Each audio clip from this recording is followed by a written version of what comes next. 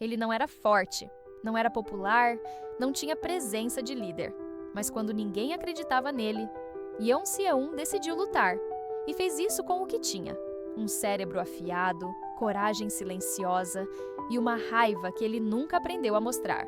Se você já foi empurrado até o limite e teve que encontrar força onde só havia medo, então essa história também é sua.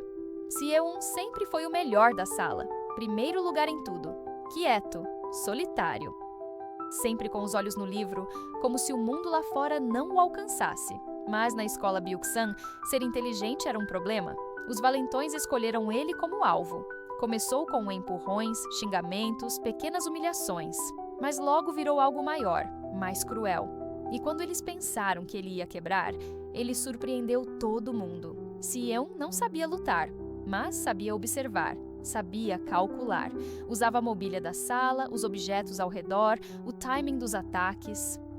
Em vez de recuar, ele reagia com precisão. Um estojo jogado na hora certa, um empurrão estratégico, uma armadilha improvisada. Cada movimento dele era pensado, e cada vitória deixava os agressores mais furiosos.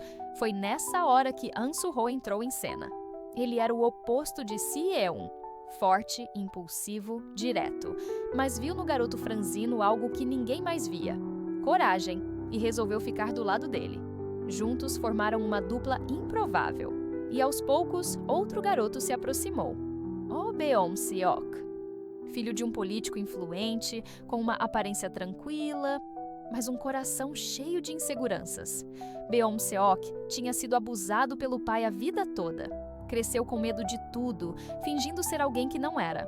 Quando viu Seung e Su-ho enfrentando os valentões, quis fazer parte. Quis sentir que pertencia a algo. Os três viraram inseparáveis. Riam juntos, dividiam comida, protegiam uns aos outros. Pela primeira vez, Seung não estava sozinho, mas a violência só aumentava. Os ataques vinham de outros grupos. Alunos mais velhos, delinquentes, até lutadores de rua. E por trás disso, uma figura sombria: Jeon Seok-dae, um dos chefes do submundo estudantil. Quando ele descobre a resistência de Seung, decide acabar com tudo. Chama um lutador profissional, Woo Young, para destruir o trio. O plano é simples: machucar Su-ho até que todos desistam. Beom-seok entra em pânico, se sente inútil. Começa a achar que nunca será como os outros dois. E quando alguém sussurra que ele está sendo deixado de lado, algo nele muda. Ele trai, entrega informações, abre as portas para o ataque. E o resultado é devastador. Su-ho é espancado até entrar em coma. Seung assiste, impotente, com os olhos rasos d'água.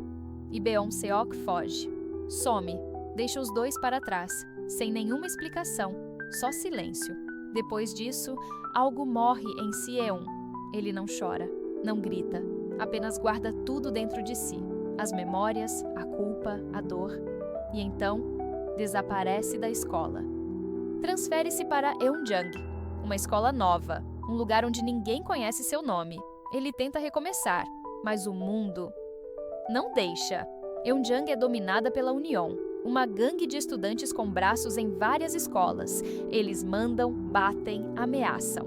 E usam o nome de Nabaek-jin, um aluno manipulador e cruel, como escudo. Seung queria apenas ficar invisível. Mas quando vê outro aluno ser agredido no banheiro, ele interfere, de novo, mesmo sabendo o que isso significa. E assim, o ciclo recomeça. Só que dessa vez, ele está mais frio, mais rápido, mais preparado. Se antes ele lutava por justiça, agora ele luta porque não consegue mais parar, porque a violência deixou marcas que não desapareceram, porque parte dele ainda acha que falhou com Su-ho. E essa culpa ainda arde. Seung não escolheu essa guerra, mas ela o escolheu. E quando isso acontece, não há como voltar atrás. A União começou a notar sua presença, primeiro com olhares desconfiados, depois com provocações. Quando Geum Seong-jae, o braço direito da organização, tentou intimidá-lo, esperava medo. Mas o que encontrou foi silêncio. Um silêncio que carregava dor e sede de acerto. Seung, mesmo sozinho, começou a se destacar. Usava a inteligência como arma. Evitava confrontos diretos, calculava riscos, testava os limites dos inimigos, mas logo percebeu que nessa nova escola não bastava ser esperto, era preciso aliados. E o destino colocou em seu caminho 3 figuras improváveis: Park Woo-min, o Baku, forte e impulsivo, Seo Jun-tae, quieto mas leal, e Go Hyun-tak, astuto e desconfiado. Eles não confiavam de imediato, ninguém ali confiava, mas bastou uma briga mal resolvida e a forma como Seo-un controlou tudo com precisão milimétrica para que vissem que ele era diferente. E quando se uniram, mesmo que com o pé atrás, perceberam que juntos tinham algo raro: equilíbrio. Baku era força, Hyun-tak era logística, Jun-tae era estratégia e Seo-un era o centro silencioso de tudo. A Union, percebendo a ameaça, começou a apertar o cerco. Manipulava professores, usava câmeras, ameaçava famílias. Na Baekjin, líder da organização, era mais perigoso que parecia. Tinha poder político, conexões fora da escola e um ego inflamado. Vivia de controle, e Seo-un era o primeiro a escapar de suas rédeas. Mas o que começou como conflitos pontuais virou guerra. Batalhas em becos, emboscadas em corredores, vídeos vazados, mentiras plantadas. A violência subia, e no meio disso tudo, Seo-un lutava em 2 frentes, contra a Union e contra si mesmo. Porque cada vez que via sangue, lembrava de Suho, lembrava do momento em que falhou. E mesmo rodeado por novos aliados, parte dele continuava só. As coisas pioraram quando Baekjin tentou cooptar Hyun-tak. Quase conseguiu, mas a lealdade construída no silêncio pesou mais. Eles resistiram e decidiram ir além, atacar de frente, planejar uma ação cirúrgica contra os líderes da União. O risco era enorme, mas não havia mais escolha. A noite da operação foi brutal. Eles sabiam que não venceriam pela força, venceriam pela precisão. E cada passo foi meticulosamente orquestrado. Cada distração, cada armadilha. Seo-un usou tudo o que aprendeu desde Byuk-san. Só que dessa vez, não era só por vingança, era por justiça, era por todos os que sofreram calados. A batalha final foi caótica. Sangue, chuva, gritos abafados. Baekjin caiu, Seongji caiu. A Union perdeu o controle e por um instante Eunjang respirou. Pela primeira vez, houve silêncio. Mas mesmo na vitória, Seo-un não sorriu. Porque do outro lado da cidade, em uma cama de hospital, An Suho ainda dormia. 3 meses, sem abrir os olhos, sem dar um sinal. E Seo-un, mesmo com o corpo coberto de feridas, foi até lá, sentou ao lado dele e disse que tinha vencido, mas não parecia vitória, parecia só vazio. Foi então que os dedos de Suho se moveram, lentamente, como se dissesse: ainda estou aqui. Seo-un fechou os olhos. Pela primeira vez em muito tempo, respirou fundo. Mas esse respiro não duraria, porque em algum lugar, Beon-seok observava tudo, em silêncio, com um olhar frio, e algo no sorriso dele dizia que a história ainda estava longe do fim. A guerra acabou, mas a paz nunca foi parte do acordo. Seo-un venceu. A União caiu. Os corredores da escola voltaram ao silêncio. Mas dentro dele, nada se acalmou.